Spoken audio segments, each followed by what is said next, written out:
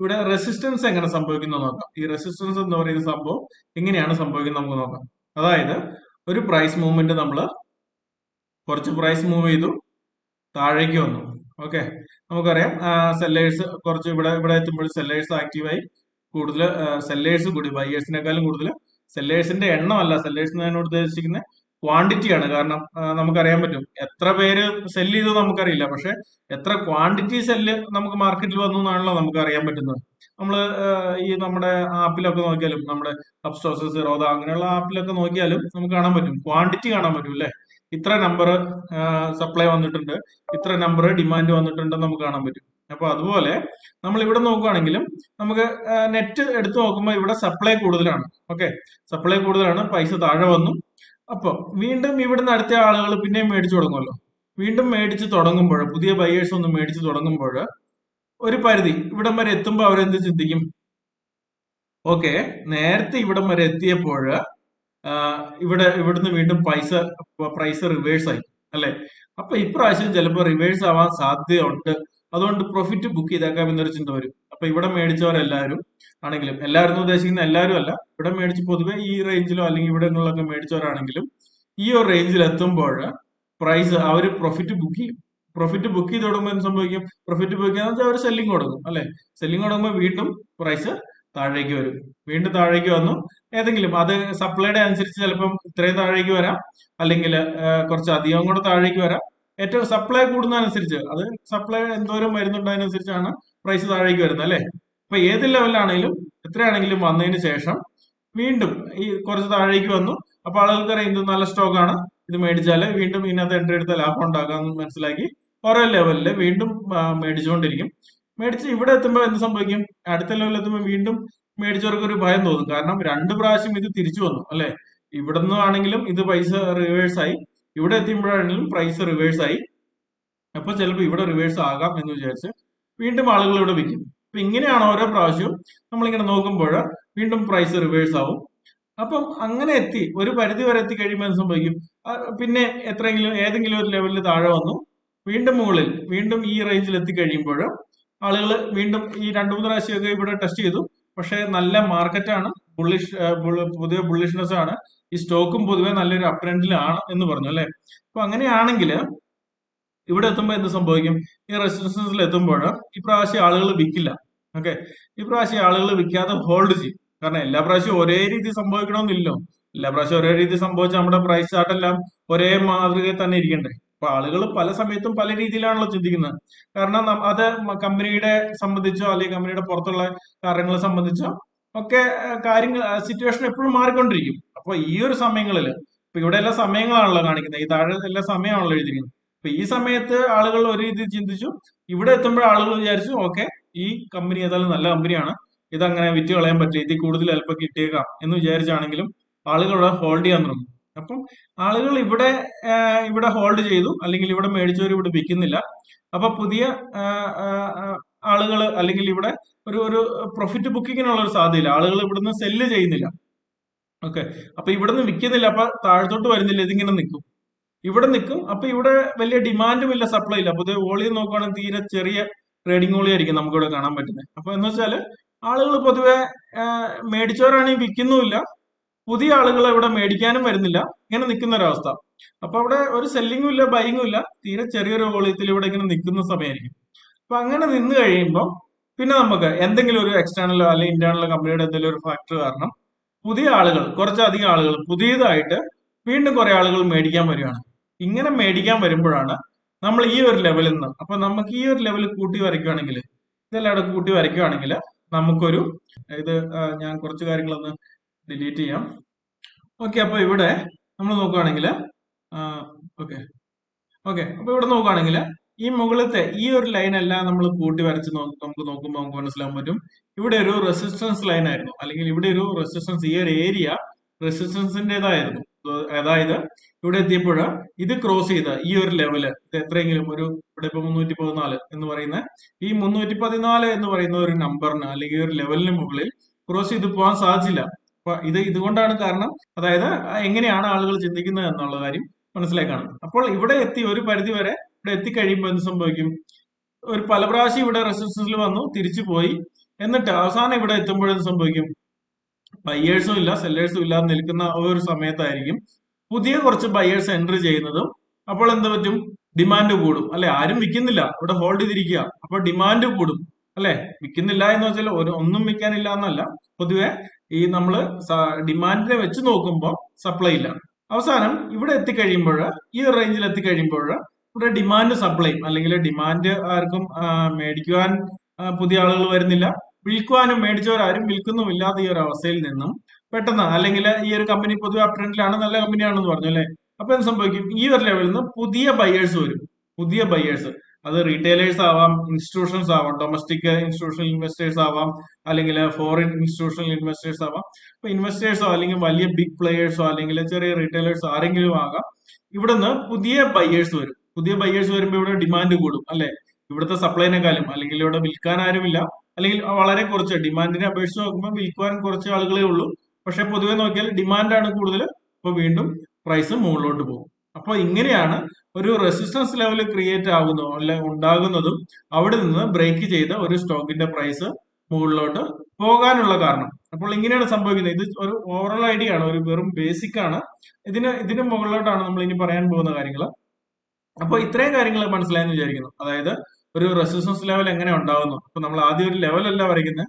ആദ്യം പ്രൈസ് ഇങ്ങനെ മൂവ് ചെയ്ത് കഴിഞ്ഞിട്ട് ഒരു പരിധി എത്തുമ്പോൾ നേരെ താഴേക്ക് വരും, കുറച്ച് താഴേക്ക് വന്നിട്ട് വീണ്ടും ആ ഒരു ലെവൽ തന്നെ വീണ്ടും വരുന്നതായിട്ട് കാണാം. പിന്നെ എവിടെയെങ്കിലും കുറച്ച് താഴേക്ക് പോയി പതിയെ പതിയെ വീണ്ടും ആ ഒരു ലെവലിൽ തന്നെ വരുന്ന കാണാം. ഇങ്ങനെ നിൽക്കും, വീണ്ടും താഴേക്ക് പോയി ഇങ്ങനെ നിൽക്കുന്ന കാണാം. അപ്പൊ നമ്മളിങ്ങനെ നോക്കുമ്പോൾ നമുക്ക് തന്നെ മനസ്സിലാവും, ഓക്കെ, ഇത് ഒരു സെയിം ലെവലിലാണല്ലോ, ഈ പ്രൈസ് എപ്പോഴും ഒരു ഹൈ ക്രിയേറ്റ് ചെയ്തിരിക്കുന്ന സെയിം ലെവലിലാണല്ലോ അല്ലെ?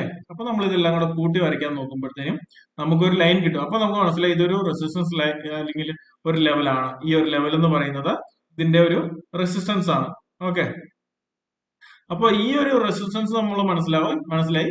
അതിനുശേഷം പുതിയ ബയേഴ്സ് വരുമ്പോൾ, ഇവിടെ വീണ്ടും ബൈ പ്രഷർ വരുമ്പോൾ സെല്ലേഴ്സിനേക്കാളും ബയേഴ്സ് കൂടും. അതായത് സപ്ലൈനേക്കാളും ഡിമാൻഡ് കൂടുമ്പോൾ വീണ്ടും പ്രൈസ് മുകളിലോട്ട് പോകും. അപ്പൊ നമ്മൾ ഇതിനെ വിളിക്കും ബ്രേക്ക് ഔട്ട് സംഭവിച്ചു അല്ലെ? ഇവിടുന്ന് ബ്രേക്ക് ഔട്ട് സംഭവിച്ചു എന്ന് നമ്മൾ പറയും. അപ്പോൾ ഇതാണ് നമ്മളൊരു റെസിസ്റ്റൻസ് ലെവൽ ഉണ്ടാവുന്നു, അവിടുന്ന് ഒരു ബ്രേക്ക് ഔട്ട് ചെയ്ത് പോകുന്നു. അപ്പം ഇത് ഒരു ബേസിക് ഐഡിയ മാത്രമാണ്. ഓക്കെ, ഇതിന്റെ നേരെ തിരിച്ച് സപ്ലൈ ആണെങ്കിൽ എന്ത് സംഭവിക്കും? പ്രൈസ് നേരെ താഴേക്ക് വരും. താഴേക്ക് വന്നതിന് ശേഷം ഒരു പരിധി എത്തുമ്പോൾ ആളുകൾ വിചാരിക്കും നല്ല ചീപ്പ് പ്രൈസിലായി, അപ്പൊ ഇവിടെ വിറ്റവർ ഷോർട്ട് ചെയ്തവരുണ്ടാവും, അവർ ഇവിടുന്ന് ബൈയേഴ്സ് ഷോർട്ട് ചെയ്യാന്ന് വെച്ചാൽ എന്താ, മുകളിൽ സെൽ ചെയ്ത് താഴെ ബൈ ചെയ്യുക അല്ലെ? ഇവിടെ ബൈ ഓൾറെഡി ഇവിടെ സെൽ ചെയ്ത് വെച്ചിരിക്കുന്നവർ, ഷോർട്ട് ചെയ്തവര് താഴെ നിന്ന് മേടിക്കാൻ നോക്കും. അതല്ലാതെ പുതിയ ബയേഴ്സ് നമുക്കറിയാൻ പറ്റും, ആദ്യം നല്ല വില 50 രൂപ ഉണ്ടായിരുന്നത് ഒരു 20 രൂപ എത്തിയപ്പോൾ നമ്മൾ വിചാരിക്കും നല്ല ചീപ്പ് പ്രൈസിലായി, താഴേക്ക് എത്തിയിട്ടുണ്ട്. പുതിയ ബയേഴ്സ് വീണ്ടും എൻട്രി ചെയ്യും. എൻട്രി ചെയ്ത് കഴിയുമ്പോൾ പ്രൈസ് കുറച്ച് മുകളിലോട്ട് പോകും. ഈ എൻട്രി ചെയ്തവര് ഒരു പരിധി എത്തുമ്പോൾ അവരുടെ പ്രോഫിറ്റ് ബുക്ക് ചെയ്യും. വിൽക്കാൻ തുടങ്ങി കഴിയുമ്പോൾ വീണ്ടും ആ ഒരു ലെവലിൽ നിന്നതിന് ശേഷം വീണ്ടും തിരിച്ച് പ്രൈസ് റിവേഴ്സ് ആവും. റിവേഴ്സ് ആയി ഈ പരിധി എത്തുമ്പോൾ, ഇവിടെ എത്തുമ്പോൾ ആളുകൾ വിചാരിക്കുന്നത് എന്താ, ലാസ്റ്റ് ടൈം ഇവിടുന്ന് പ്രൈസ് റിവേഴ്സ് ആയി, അപ്പൊ ഇനിയും പ്രൈസ് റിവേഴ്സ്, ഇവിടുന്ന് തന്നെ പ്രൈസ് റിവേഴ്സ് ആവാൻ സാധ്യതയുണ്ട് എന്ന് വിചാരിച്ച് ഇവിടുന്ന് വീണ്ടും പുതിയ ബയേഴ്സ് വീണ്ടും എൻട്രി ചെയ്യും. പ്രൈസ് കുറച്ചുകൂടെ മുകളിലോട്ട് പോകും, വീണ്ടും താഴെ വരും ഒരു പരിധി, അല്ലെങ്കിൽ ഈ ഒരു സെയിം റേഞ്ച് എത്തി കഴിയുമ്പോൾ എന്ത് സംഭവിക്കും? ഇതേ ഒരു ചിന്താഗതി അല്ലെങ്കിൽ ഇങ്ങനെ നിൽക്കും. ആ ഒരു ചിന്താഗതിയിലൂടെ വീണ്ടും കുറച്ചുകൂടെ പ്രൈസ് മുകളിലോട്ട് പോകും, വീണ്ടും താഴേക്ക് വരും. അപ്പൊ ഈ ഒരു ലെവലിൽ ഇതിങ്ങനെ സംഭവിക്കും കുറച്ച് പ്രാവശ്യം. അത് ഓരോ ഇതിന് കറക്റ്റ് എണ്ണമൊന്നുമില്ല, 1 2 3 പ്രാവശ്യം ആയിരിക്കണമെന്നില്ല, 2 3 5 10 എത്രയെങ്കിലും ആവാം. ഓക്കെ, അപ്പൊ ഇങ്ങനെ ഈ ഒരു ലെവലിൽ അപ്പൊ നമ്മൾ കൂട്ടി കണക്ട് ചെയ്ത് വരയ്ക്കുമ്പോൾ നമുക്ക് മനസ്സിലാവും ഇതൊരു സപ്പോർട്ട് ലെവലാണ്. അതായത് ഇതൊരു സപ്പോർട്ട് ലെവലാണ്. ഈ ഒരു പ്രൈസ് ലെവൽ എന്ന് പറഞ്ഞാൽ ഏകദേശം 306, നമ്മളിവിടെ ഒരു കറക്റ്റ് നമ്പർ എടുക്കുകയാണെങ്കിൽ 306 എന്ന് പറയുന്നത് ഇവിടെ ഒരു സപ്പോർട്ട് ലെവലാണ് എന്ന് നമുക്ക് മനസ്സിലാക്കാം. അപ്പൊ ഈ ഒരു സപ്പോർട്ട് ലെവൽ എന്ത് സംഭവിക്കും? ഇവിടെ എത്തുമ്പോൾ വീണ്ടും ഈ ഒരു ബ്രേക്ക് ഡൗൺ ആവുന്ന സമയത്ത്, അല്ലെങ്കിൽ ഇത് മുറിച്ച് താഴത്തോട്ട് പോരാൻ നേരത്തെ എന്താണ് സംഭവിക്കുന്നത്? ഈ ഒരു പ്രൈസ്, അല്ലെങ്കിൽ ഞാൻ പറഞ്ഞില്ലേ എക്സ്റ്റേണൽ ആയിട്ടോ ഇന്റേണൽ ആയിട്ടോ കമ്പനിയുടെ എന്തെങ്കിലും കാരണങ്ങൾ കൊണ്ട് ഒരു ഡൗൺ ട്രെൻഡിലാണെങ്കിൽ, പുതിയ ഗ്ലോബലി തന്നെ മാർക്കറ്റ് അത്ര മെച്ചപ്പെട്ട അല്ലാതെ വരാം. എന്നാൽ അങ്ങനെയല്ല, കമ്പനിയുടെ ഉള്ളിലത്തെ റീസൺ കൊണ്ടാണെങ്കിലും ഇതൊരു ഡൗൺ ട്രെൻഡിലുള്ള ഒരു സമയത്താണെങ്കിൽ ഈ ഒരു പരിധി എത്തുമ്പോൾ ആളുകള് അങ്ങനെ ഏതെങ്കിലും ഒരു കാരണം മൂലം പുതിയ ആളുകളും അവർ ഹോൾഡ് ചെയ്ത് വെച്ചിരിക്കുന്ന, അല്ലെങ്കിൽ അവരുടെ കയ്യിൽ നേരത്തെ മേടിച്ച് വെച്ചിരിക്കുന്ന സ്റ്റോക്കുകൾ ഉണ്ടല്ലോ. അപ്പൊ ഇവിടെ ആണെങ്കിലും നമുക്ക് ഷോർട്ട് ചെയ്യുന്നവരുണ്ട്, അല്ലാതെ നേരത്തെ ഓൾറെഡി ഹോൾഡ് ചെയ്ത് 50 രൂപയ്ക്കോ 100 രൂപയ്ക്കോ ഒക്കെ മേടിച്ച് വെച്ചിരിക്കുന്നവര് അവര് വിറ്റൊഴിവാകാൻ നോക്കും അല്ലെ? ഇനിയും താഴത്തോട്ട് പോരുന്നു അവർക്ക് തോന്നിയാല്. അപ്പൊ അങ്ങനെയുള്ള എല്ലാരും കൂടെ ഇവിടെ വീണ്ടും വിൽക്കാൻ തുടങ്ങും. അപ്പൊ ഇവിടെ വീണ്ടും ഈ പറയുന്ന ഡിമാൻഡിനേക്കാളും കൂടുതൽ സപ്ലൈ കൂടാൻ തുടങ്ങും, അല്ലെങ്കിൽ കൂടുതൽ ആളുകൾ വിൽക്കാൻ തുടങ്ങും. അങ്ങനെ വിൽക്കുമ്പോൾ സംഭവിക്കും, വീണ്ടും പ്രൈസ് താഴേക്ക് വരും. അപ്പൊ വീണ്ടും താഴേക്ക് വരുമ്പോഴാണ് നമ്മൾ അതിനെ ഒരു ബ്രേക്ക് ഡൗൺ സംഭവിച്ചു എന്ന് പറയുന്നത്. ഒരു ബ്രേക്ക് ഡൗൺ നമ്മൾ പറയും, ആ ഒരു സപ്പോർട്ട് ലെവലിൽ നിന്ന് ബ്രേക്ക് ഡൗൺ സംഭവിച്ചു എന്ന് നമ്മൾ പറയുന്നത്. അപ്പോൾ ഇതാണ് ഒരു സപ്പോർട്ട് ലെവല്, സപ്പോർട്ടിൽ നിന്ന് ബ്രേക്ക് ചെയ്ത് താഴേക്ക് വരുന്നത്. അപ്പൊ ഇത്രയും കാര്യങ്ങൾ എല്ലാവർക്കും മനസ്സിലായെന്ന് വിചാരിക്കുന്നു. ഇനി നമുക്ക് ഇതിന്റെ ബാക്കി നോക്കാം.